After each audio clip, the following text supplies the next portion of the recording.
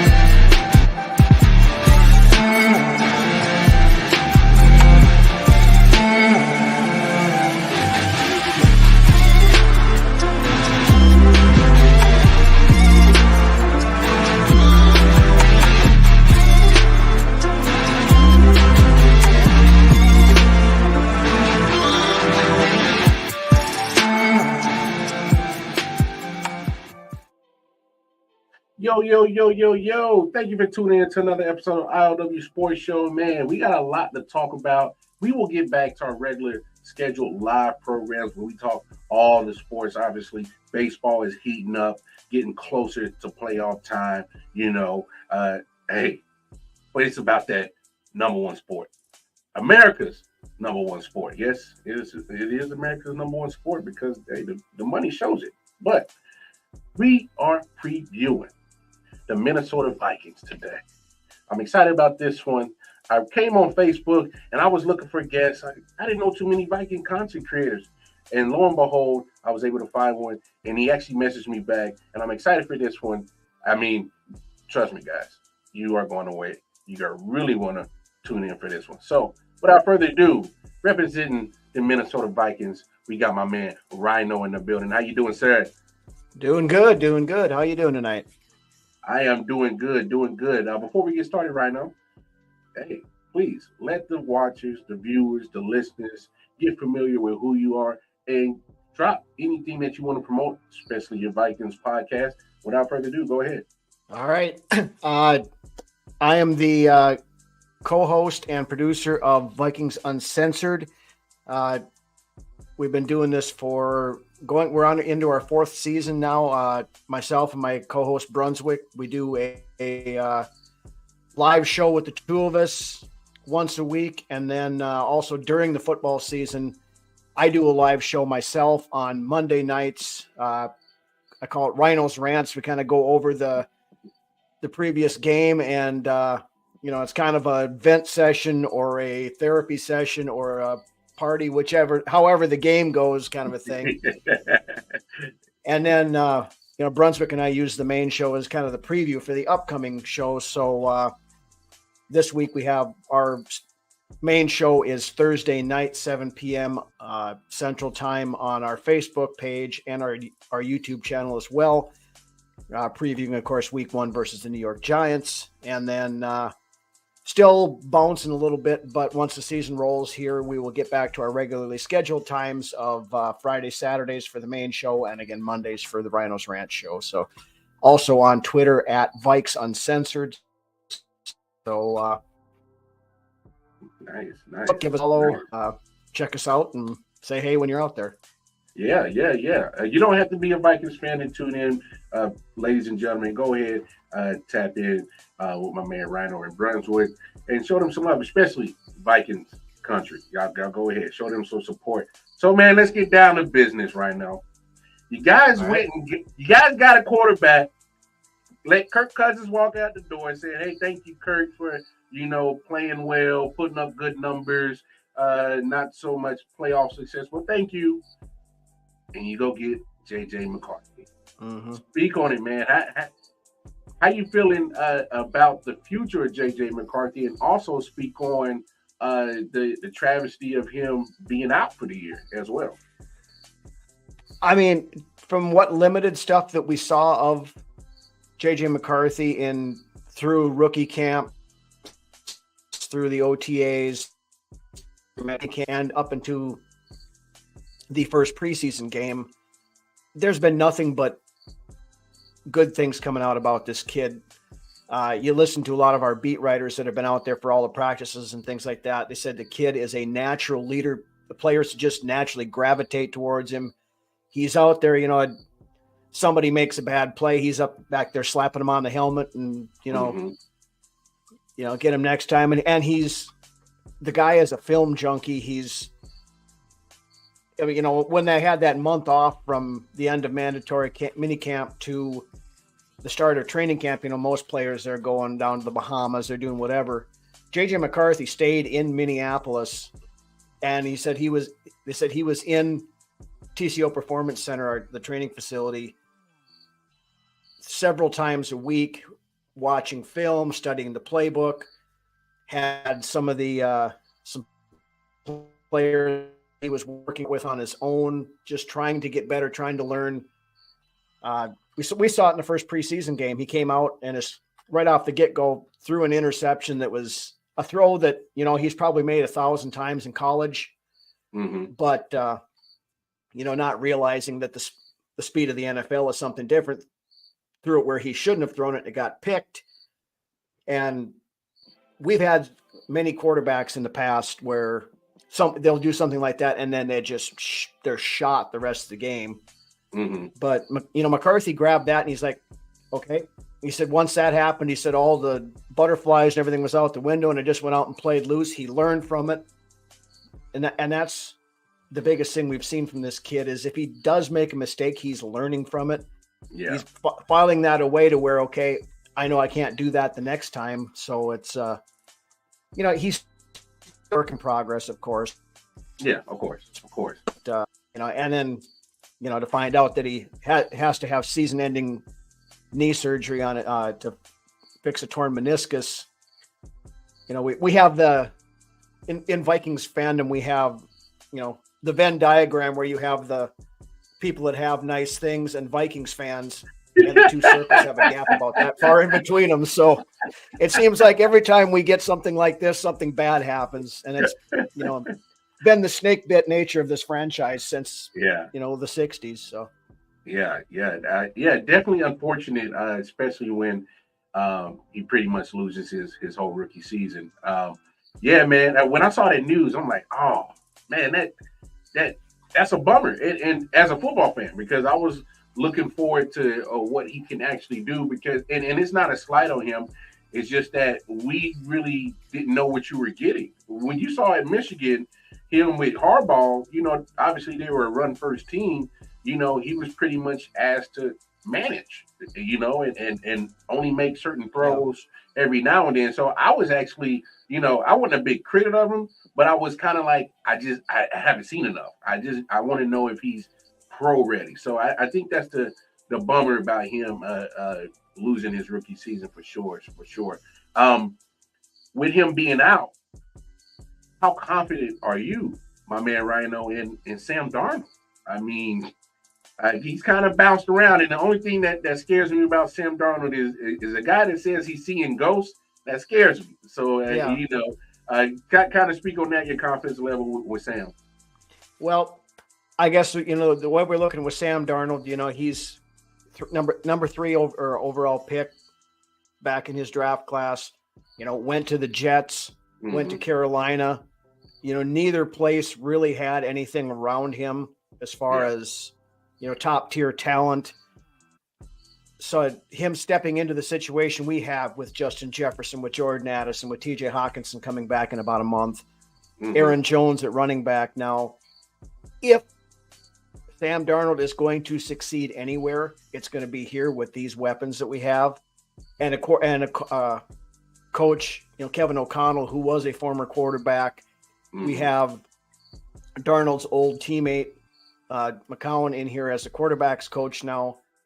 So, that stuff it's set up for Sam to succeed if he can succeed. Mm-hmm. Now, with that being said, I mean, our defense is much improved this year, and we have the mad scientist Brian Flores running the show there.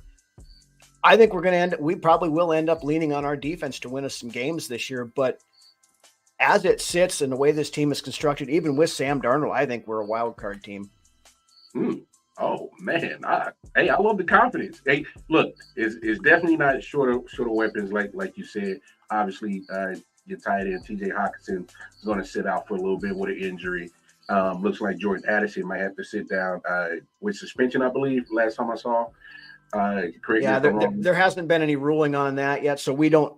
If and when it comes, there is a potential suspension looming there. But I've heard, it could be mid-season. It may not be till the beginning of 2025. So, we'll go week to week, assuming he's going to be there until we are told that he's not. So, yeah.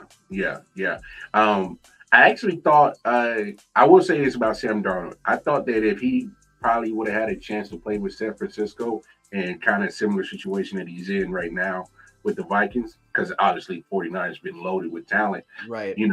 He probably could have done something, at least, make a solid run to the playoffs for sure.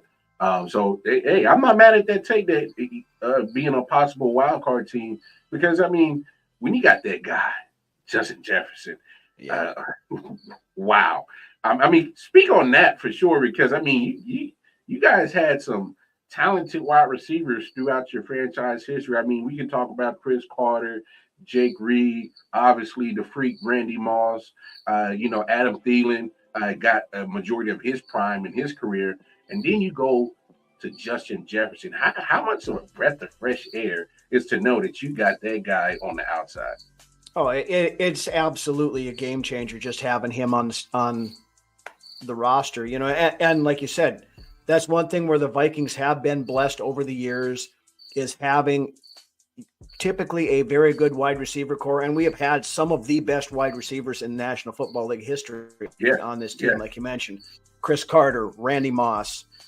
We had Stephon Diggs for the beginning part of his career there. I forgot Stephon Diggs. Silly me. And then, when Stephon Diggs started doing Stephon Diggs things, and we traded him to Buffalo, then we turned right around and replaced Stephon Diggs with arguably the best non-quarterback in the NFL right now in Justin Jefferson. Yeah. And just seeing what that guy can do on the field,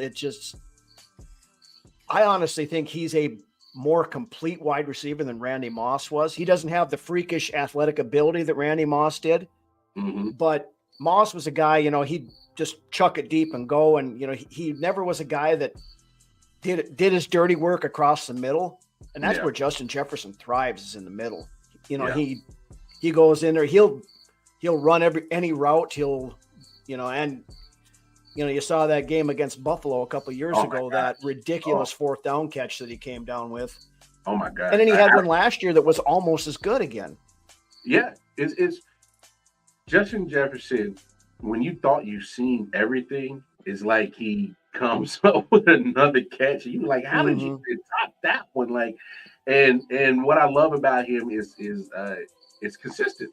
It's not like a flash in the pan. So how, especially last year, I just want to touch on this, especially when he went down with the injury, missed about 7 or 8 games, and you definitely saw the difference in the offense. Any concerns that, hopefully no repeat of the injuries this year, and he'll be able to give it a full tilt this year? I mean, everything that we've seen, and he came back at the end of last year and was as good as normal. Injuries are a thing that are going to happen. I mean, we got inundated with them last year. We lost Jefferson for 6 games. We lost Cousins for half a season. We lost T.J. Hockenson at the end of the year due to injury. Part of our DJ Wanham, one of our edge rushers, went down, and our pass rush went to hell. if you can minimize those injuries, they're going to happen in the league, but hopefully, we got most of that out of our system last year. So, but to the credit, when Justin Jefferson went down last year, that Jordan Addison stepped in and played fantastic. I mean, he ended up just shy of 1,000 yards, had 10 or 11 touchdowns, I think it was. And, and he fully admitted in the offseason, he didn't know what he was doing last year. He was, his route running this year is much better. He spent a lot of time in the offseason, when he was supposed to do a 7-yard out or whatever before, he'd, maybe one time it would be 6, one time it would be 8. Now, he's learned to be precise on exactly where he needs to be. Mm-hmm. So, that bodes well there. For, again, the suspension is looming, is off the field stuff he still needs to take care of. But then, our third wide receivers, now we've got Jalen Naylor out of Michigan State. He's been with us for 3 years now. Now he's dealt with injuries over his career so far, but that kid has shown out massively in training camp this year, and he earned the third wide receiver spot. So again, if he can stay healthy and stay on the field, it's another weapon. He's fast. He's got a good route tree. Yeah. And then we got a couple of young guys that came in this year too, that one guy in particular, Tristan Jackson, who's been bouncing on our practice squad for a couple of years. He was basically the MVP of preseason in the time that he played. So he earned himself a roster spot. And then we've got Brandon Powell back, and then Trent Sherfield we brought in from Buffalo as well, kind of to help with blocking and stuff more than anything, I think. But we've got a stacked wide receiver room that can hold the fort down if we happen to lose one of our guys for a game or two along the way. So, yeah.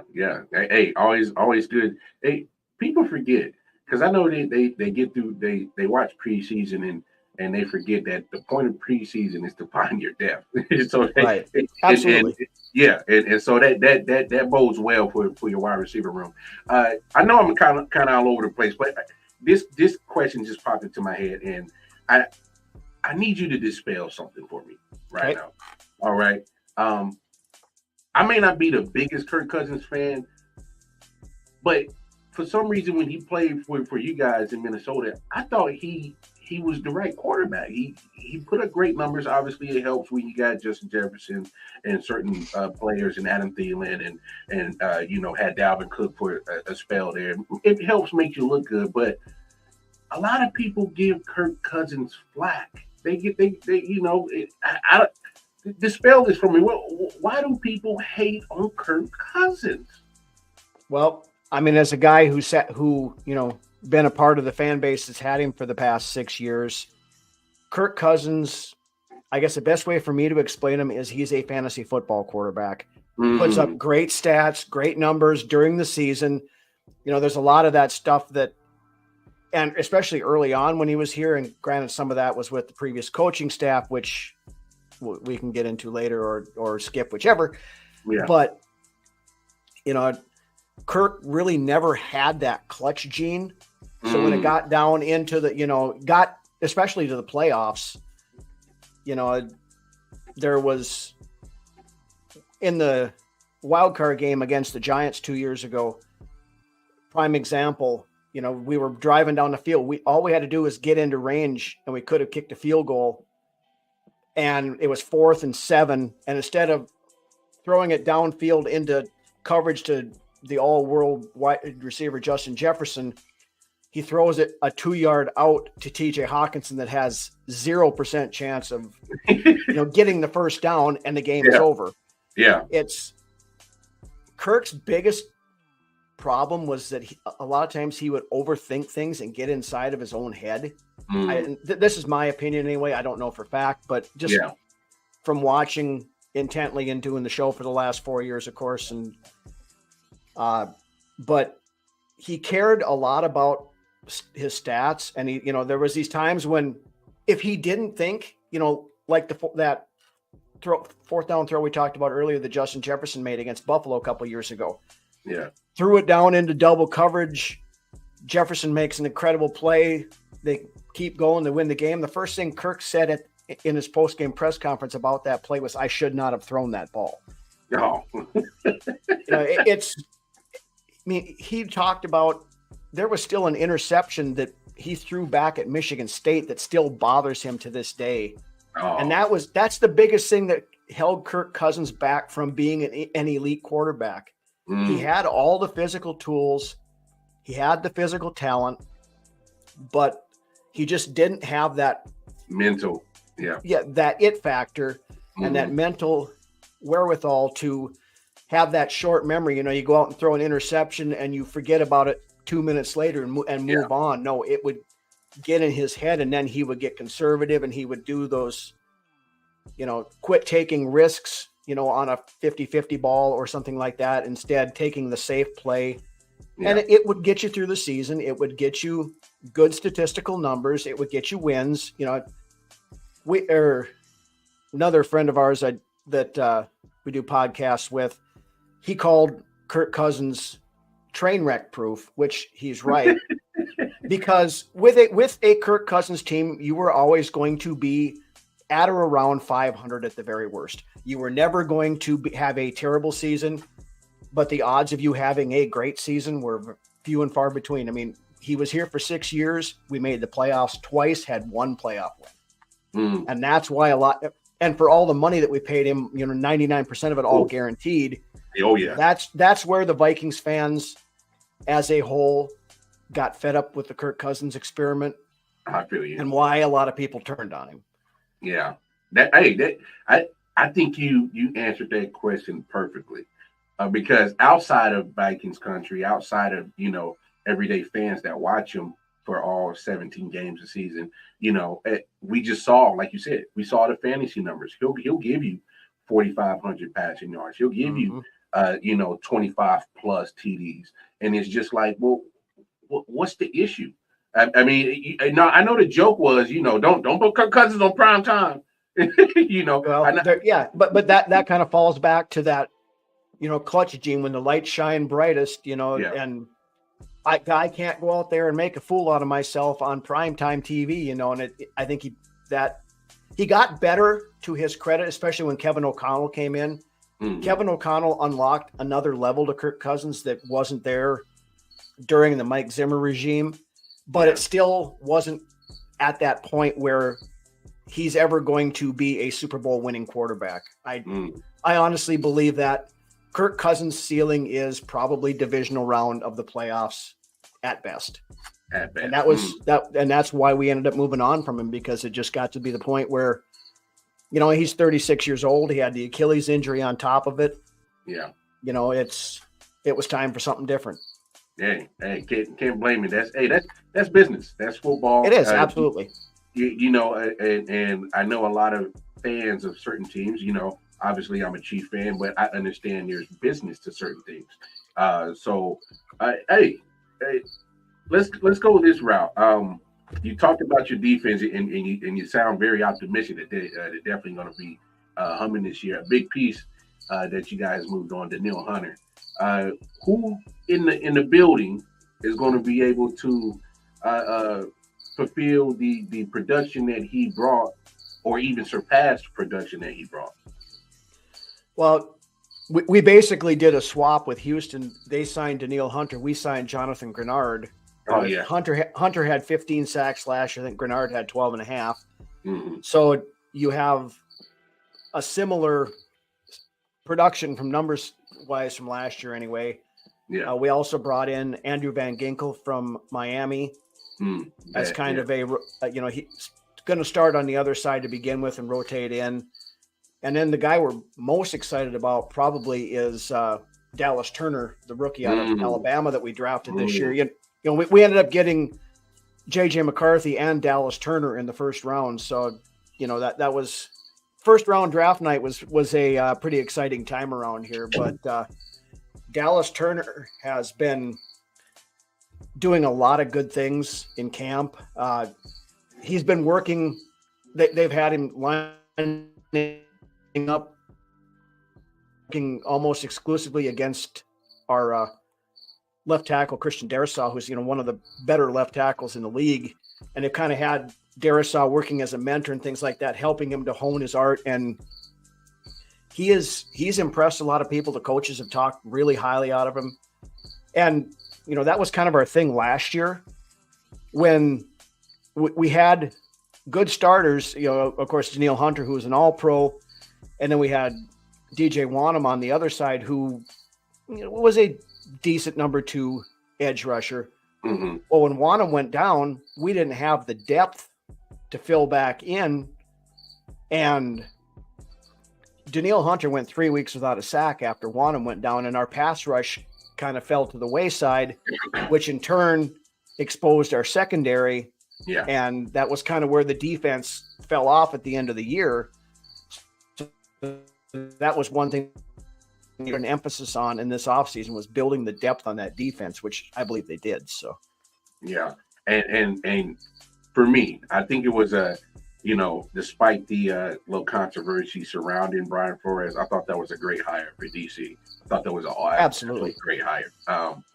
Not only because I think just because Brian Flores gets it, he gets. Obviously being in the building with Belichick for numerous amount of years. I mean, say what you want about Belichick, the guy knows football. So he does, he absolutely does. So I thought that was a great hire, getting Flores. Let's talk about this. What are some of your major concerns about the Vikings that hopefully won't be too much of a problem as the season goes along? I guess some of the things that we're a bit concerned of has been something that we've been concerned on for the last several years. One is our interior offensive line. Garrett Bradbury, our center. Now, he did bulk up in the offseason, put on, I think it was like 10 pounds. So he looks the part. He looks better because Bradbury in the past has had against just run-of-the-mill defensive lineman, he does well. But you get up against those elite interior pass rushers like your Dexter Lawrences, your Kenny Clarks, those kind of guys, and he would end up getting forklifted into the third row of the bleachers. So, the center position is a concern until it's proven to not be. Our guard positions are a little bit in flux. Ed Ingram was the guy on the right side that we drafted a couple of years ago, and he's been the starter the entire time. He's yet to get to the point where we can say that is locked down. The last 2 years, he started off kind of slow, and when he plays bad, he plays really bad. But then, it seems like later on in the season, stuff will start clicking, and then he starts playing better. Yeah. So, that's still a concern. Then on the left side, we have Blake Brandel, who was a backup guard swing tackle up until this year. Now he's a big dude, and they said he was good as a fill-in guy on the outside, but he's not somebody you really wanted to have to start anything, any length of time. Yeah. But they say moving him into the inside, because the speed rushers are what he always struggled with. Well, you move him into guard, he doesn't have to deal with that. Yeah. So they're really talking highly of how he's performed in at that left guard spot. So hopefully we have that one figured out. Yeah. Then trenches on the other side is another concern. We've had a bunch of just a guy type fill-in players there the last couple of years. Harrison Phillips has been our best defensive lineman, but now we brought in Jerry Tillery this year, who has been kind of a disappointment over his career. Had a decent season with the Raiders last year, so they're hoping Flores can unlock something with him. One guy we're really excited about, 7th round pick actually from this year, Levi Drake Rodriguez. The kid has a motor that just will not stop. I guess he's just got that high energy, just infectious kind of a guy, and he plays fast, he plays tough, and that's, so we're looking at big things out of him. Hopefully he's going to be working into the rotation right away. Yeah. Then the other thing, we had issues in our cornerback room. Of course we had the unfortunate tragedy right shortly after rookie camp where our fourth round cornerback lost his life in a car accident. So we're down there. Then, the first couple of days of training camp, Mekhi Blackman, who we drafted last year and was going to be looked on as potentially a starter, tore his ACL, and he went out for the year. But we do have Byron Murphy Jr., who, is more of a slot guy than an outside guy, but he's here for the second year now. We did sign Shaq Griffin, brought him in, and then we just brought in a couple other guys here at the end too. So our cornerback room is looking better. Yeah. So hopefully, we can patchwork that together and at least have it as a respectable unit. And, with our improved pass rush, that'll help that back end as well. So no doubt. Hey, I always got to ask that question because I love to hear the transparent answers that people give. And hey, I think you hit a lot of things that really you're hoping, like, man, please don't let these things just be a bugaboo for us for 17 games. Well, and that was the biggest thing with, the offensive line. We talked about Sam Darnold and his seeing ghosts earlier. Mm-hmm. That offensive line's got to hold up so we don't start having him see ghosts here too. True statement. And that's, I think if that it does work. And talking about this earlier, it's not unreasonable to think that Darnold could have a Baker Mayfield type kind of year. And if we could get something like that out of Sam Darnold, we'll take that any day of the week. Wow, I never thought about it that way, because now that you put it that way, I was looking at a Baker Mayfield situation last year, and I had zero expectations. And the first thing I'm thinking, I'm like, oh, this Baker Mayfield. Yep. And then next year I know, they win the division. Speaking of division, how do you think the Vikings kind of measure up to the rest of the division? Obviously, Chicago, Caleb Williams, they've already reset their whole franchise and bringing in players. Obviously, Detroit, all of a sudden were complete trash bag losers for 40 plus years, and all of a sudden they turn it around. And then you got the Packers with Jordan Love make a playoff appearance as well last year, getting a big win over Dallas. So kind of speak on the division and where your Vikings line measure up against everybody else. Well, honestly, I think the NFC North is going to be one of the tougher divisions in the league this year. Just for what you just mentioned, Detroit, I think, is the early favorite to repeat as division champions. Dan Campbell's got that team believing up there. Now, the biggest, I think, weakness they have is their pass defense and their secondary. We had Nick Mullins put up 800 yards in 2 games against him last year at the end of the season when he was in. And then Dan Campbell tends to Dan Campbell and do those, as we saw in the playoffs with that questionable call on fourth down that ended up costing him in the NFC Championship game. He hates his kicker for some reason. I don't know. Yeah, I don't know. But Detroit, they're legit. They are. Yeah, they are. Green Bay is a very young team.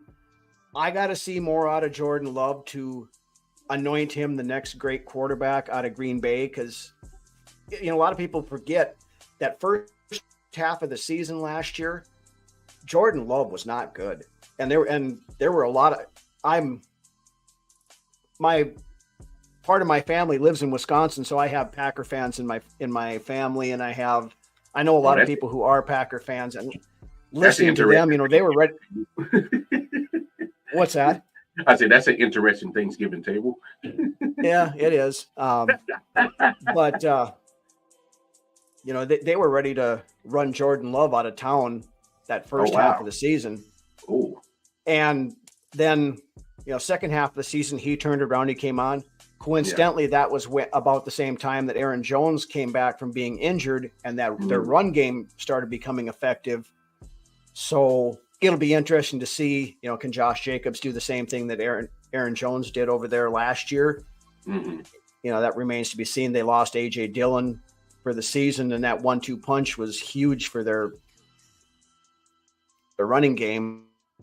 They got a lot of good young wide receivers over there. The defense is still a question mark. They got rid of Joe Barry as a defensive coordinator, brought in a guy fresh out of college, coach down in the ranks down there. We really don't know what we're going to see there. Will his coaching style translate to the NFL level? It may not. We'll find out. Yeah. Chicago's going to be better. I'm in a wait and see mode on Caleb Williams. I did a lot of quarterback research, obviously, prior to the season because we were in the market for a quarterback as well. Of course. There are things in Caleb Williams' game that concern me. Same here. A couple of things. It seems like he's always trying. Sometimes he makes it harder on himself than it needs to be. Always out there trying to make those Sports Center type fantastic throws when you could take a plain old boring 7-yard dump off and get the same result. Keep moving the of running circles for 30 seconds and then throwing the ball 60 yards down the field. And we saw, especially last year, a couple of times where, when they came up against a tough opponent and he had to face adversity, he didn't handle it well. The Utah game comes to mind, where he ran off and was crying with his mother on the sidelines after the game and a few other things like that. But the Bears and, the rest of the team is pretty stacked as well. I mean, that wide receiver core they got there is no joke. Yeah. I think Rome Odunze is going to be the real deal. I really liked him coming out this year. Then of course they've got DJ Moore and Keenan Allen. They've got good wide receivers there. They brought in DeAndre Swift as part of their running back room. He was a guy I was kind of hoping we were going to be able to pick up. And their defense is legit. They got Montez Sweat last year. They got a bunch of other guys and that defense plays hard and they play Chicago Bears football. So, I mean, it's quite likely that, you may not see any team out of the NFC North with a fantastic record because I think we're going to beat the snot out of each other, every time we play. And it could be everybody's 2-2 against the rest of the division kind of a thing, where people split. And it could be, whoever wins the North could be 10-7 and the worst team could be 7-10. It's going to be that close, I think. Yeah. And as far as where the Vikings stack up, we could potentially be anywhere in that range. Like I mentioned earlier, I think we are going to compete for a wild card. I think, unless Sam Darnold completely falls apart or we have some significant injuries, I think we're going to be there. Chicago, I believe, is going to be fighting there as well. Green Bay, again, same thing. I'm waiting to see there, but I honestly don't have a good feel as to where everybody's going to fall in this division, other than I think right now Detroit is still slightly the favorite. But yeah, hey, that's a fair assessment. Now your assessment on Caleb Williams, I'm spot on with you. Some of those things absolutely scare me about trying to go all in and saying that he's about to be the next coming of Patrick Mahomes for the Bears. Because they missed out on him the first time because they took Trubisky. Yeah. So look, and I know Bears fans are excited about Caleb Williams, but those are some of the things, like you said, Rhino, that absolutely just I had to put the pause on. I'm like, hold on now. Like, Caleb Williams has talent. He does. I won't take that from him. But he absolutely does. But like you said, if he can't just take the right play, it's like you can't end up on Sports Center top 10 every night. No, you can't do it, and you won't win football games trying to do that. It was just some of the things that, it was more like I felt like he was, playing like flag football sometimes, where it's like, are you able to really read these defenses? Because if you were, like, some of these plays are just sitting there right there for you for the taking, and you didn't take them. So I think that was kind of some of my things that I was like, everybody relax. But now, granted, was he probably the best overall talent coming to the draft at quarterback? Sure. Cool. Yeah. Sure. But NFL is not the Pac-12. No, absolutely not. How many times over the years where the most talented player ends up being a colossal bust, and it's like you said a minute ago, he's going to have to learn that it's perfectly fine to throw for 250 yards, 2 touchdowns and 1 pick as long as your team won the game, instead of having to try to go out there and throw for 450 yards with, 3 Sports Center top 10 plays on there, and you end up trying to do that in the NFL, and you're going to throw 4 interceptions. Yeah. Hey, name of the game is wins or losses. So I think the sooner he understands that, I think it'll be the chance for him to actually succeed in this league. So we'll see how long that takes. I'm gonna put you on the spot right now. Spot. Go ahead, rank the NFC North. 1, obviously winning division. 4, bringing up the rear. Right now, I'm going to go Detroit at 1, probably Green Bay at 2, but 2, 3, and 4 can be almost interchangeable. I think Vikings would be at 3, and until I see something out of Caleb Williams, the Bears are at 4. Hey, I understand it. But it's like I said, it's a couple games either way for the entire division, I think. I dig it. Hey, man, my man Rhino, we ended up going a little bit longer than I expected. I was just enjoying the conversation, man. This was an absolute great time. Not a problem. I had nothing else going on tonight, and I enjoy talking football. So, no doubt. Before I get you up out of here again, drop all your social media platforms so that the listeners, the watchers, the viewers, they can go and support you and enjoy, listening to football just as much as I did. So go ahead, sir. All right. YouTube and Facebook at Vikings Uncensored. Twitter X at Vikes Uncensored. Again, we do a live show, Brunswick and I, once we get it rolling into the season, it'll be Friday nights or Saturday nights. This week it's going to be Thursday just because we're still dealing with some schedule stuff. And then once the season rolls in again, Monday nights, I will do my solo show, Rhino's Rants, where I basically do a recap show of for the previous game. So everything is 90%, at least everything is live on our show page now. We used to do a lot of recorded stuff, but we started doing more live stuff, and we started having a blast doing it, interacting with people that come into the chat. We take questions, comments, talk about what you guys want to talk about. We have a great time doing it. We kind of have considered ourselves like the guys sitting around at the bar talking football kind of a podcast. We'll sit there, we call it like we see it. If something, if the team comes out, wets the bed, we're going to call out the players that need to be called out. If they come out and play lights out, we're going to give kudos where kudos is due.